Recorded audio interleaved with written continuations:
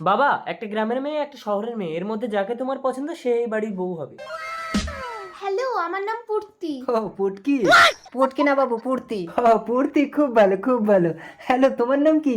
থাক, থাক, থাক। আমার নাম সেতু। সেতু? জঘন্য জঘন্য। গ্রামের মেয়েরাই ভালো হয় বাবু। কি বলিস ঘামাচি, আমার তো পুটকিকেই ভালো লেগেছে। আবার এই পুটকি বন্ধ করুন। ঘামাচি। বাবু আপনি তো আমার পুটকি এঁটে দিচ্ছেন। মা সেতু, তুমি কি কি কাজ পারো? আমি সব রকম রান্না করতে পারি। সব রকম রান্না করতে পারো? নিম পাতা দিয়ে টক রান্না করতে পারবে? না, আমি পারবো, আমি পারবো। পুটকি, পূর্তি তুমি পারো?